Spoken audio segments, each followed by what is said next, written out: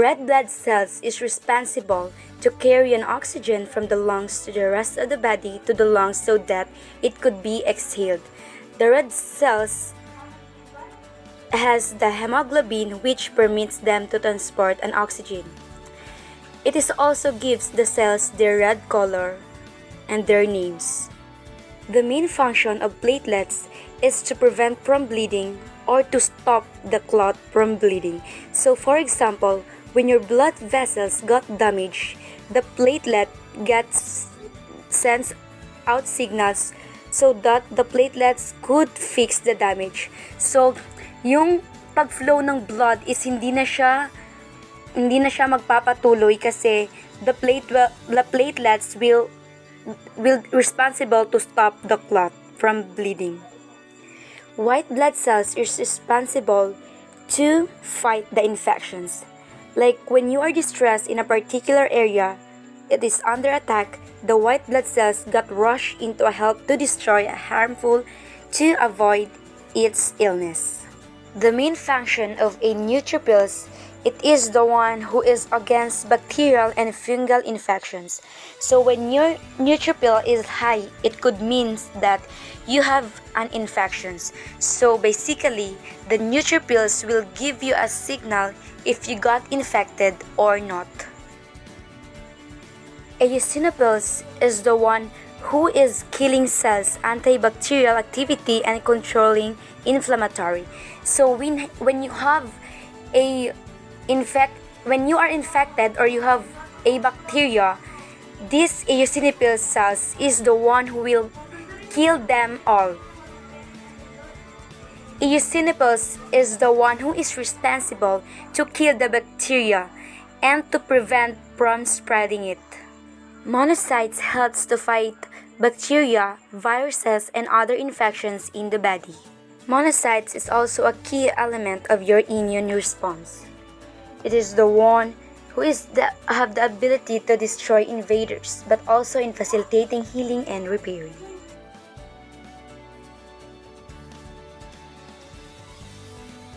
Good day everyone, this is Diana Maria Plancha from BS Pharmacy. And in this segment of biology, we are going to be discussing about the procedures involved in identifying the blood types. So what is blood typing? Blood typing is the process of classifying blood into groups based on laboratory tests to reveal the presence or absence of particular antigens on the surface of the red blood cells. So the aim of blood typing is to identify the type of blood that a person has. Blood typing is done so that you can safely donate your blood or receive a blood transfusion. It is also done to see if you have Rh factor on the surface of your red blood cells. So blood is often grouped according to Landsteiner's ABO grouping system. And the four major blood types according to this classification includes type A, type B, type AB, and type O.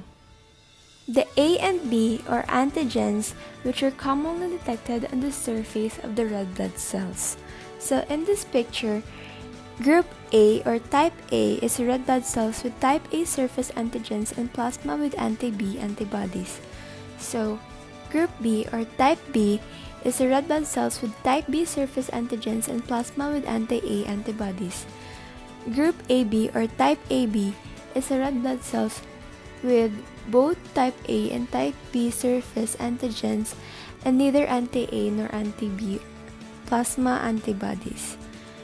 And lastly, Group O or type O is red blood cells with neither type A nor type B surface antigens but both anti-A and anti-B plasma antibodies.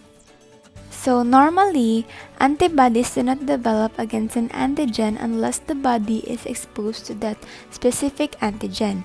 However, the anti-A or anti-B antibodies are present in the blood even without exposure to antigens on foreign red blood cells.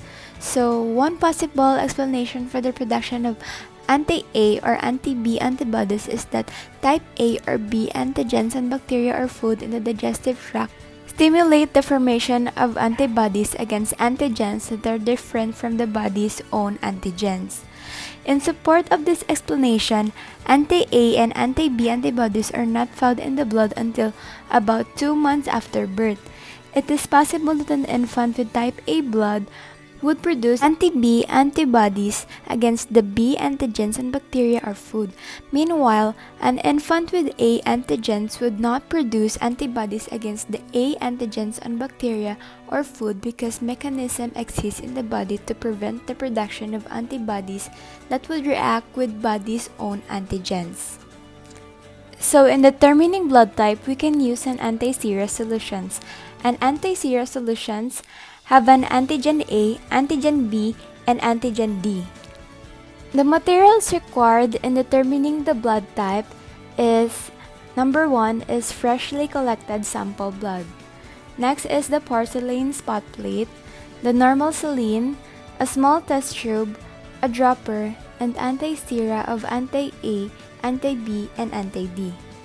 The procedure of blood typing is first, fill half of the test tube with normal saline. Then add 2 to 3 drops of blood to the test tube containing normal saline.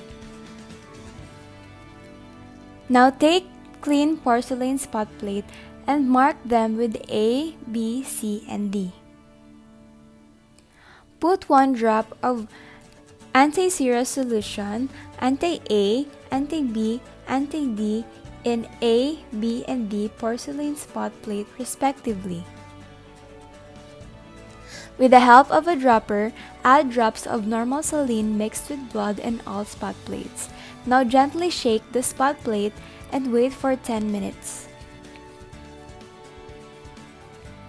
Look for agglutination and compare with the control C. If dust particles-like appearance is visible, then it is agglutination. Now inferences after observation. If agglutination is present in spot A, then the blood group has A antigen. If agglutination is present in spot B, then blood group has B antigen. If agglutination is present in spot D, then blood group is Rh positive. If agglutination is absent in spot D, then the blood group is Rh negative. If agglutination is present in both spot A and spot B, it means that the patient has both A and B antigens on the surface of his red blood cells. Now here's an image where you can see agglutination in A, B, and D spots in the porcelain spot plate, which gives them the blood group as a B positive. This is Vince Bonifacio and I'm going to report about the review questions. Here are the following questions. List and describe the structure of the 2 major classifications of leukocytes. Explain what plasma and RBC components are responsible for blood types and why blood types are clinically important. Describe the 3 phases of the normal blood clotting process. Discuss hemolytic disease of the newborn, also known as erythroblastosis fetalis. The 2 major types of leukocytes are granulocytes and agranulocytes. In terms of structure, granulocytes have granules in their cytoplasm, while agranulocytes do not have granules in their cytoplasm. Under the granulocytes, we have neutrophil, eosinophil, and basophil, while under the agranulocytes, we have lymphocyte and monocyte. Under the lymphocyte, we have B lymphocyte, T lymphocyte, and natural killer. B lymphocytes belongs to our humoral immunity. It works by binding on a particular antigen and it starts to clone itself of similar cells with similar instructions for the same antibodies that are designed to fight that certain pathogen. T lymphocytes belongs to our cellular defenses. It only attacks the cells that are invaded by the virus, bacteria, or if the cell become cancerous. Lastly, natural killer cells only attack cells that have been infected with a virus or a cancerous cells by puncturing a hole into a plasma membrane of the target cell. Let us proceed on the second question. The responsible plasma components for the blood types are the antibodies that react to the incompatible antigen. In contrast, the responsible RBC component for the blood types is the glycoproteins, because glycoproteins are present on the blood cell surface that acts as the antigen A, B, or AB since blood type O doesn't contain any antigen.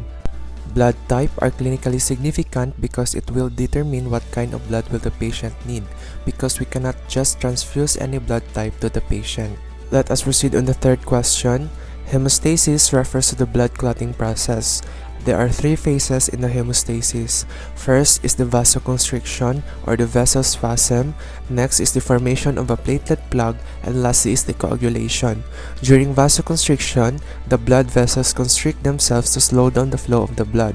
Next, the platelet will gather at the injury site to create a plug to prevent the blood from leaking. Lastly, coagulation will form fibrin threads that acts as a mesh that traps the platelets and blood cells. These threads pull the opposite sides of the wound to close the vessel wall. For the last question, erythroblastosis fetalis is the hemolytic disease of the newborn, but this only occurs on the second pregnancy. The incompatibility of Rh causes this disease. The Rh or the rhesus antigens are the ones that determine if the blood type is either positive or negative. The incompatibility of Rh between the mother and her child in the womb happens when the mother has a different Rh with her child. For example, in the first pregnancy, a mother has a negative Rh while the child in her womb has a positive Rh. During pregnancy, the Rh antigens of the body will pass into the mother through the placenta. As a result, these antigens create the formation of anti-Rh antibodies in her, and the first baby will not be affected. For example, the mother got pregnant again and the baby has a positive Rh. The anti-Rh antibodies of the mother will pass into the fetus through the placenta and destroy all the Rh positive cells, which can kill the Rh positive baby.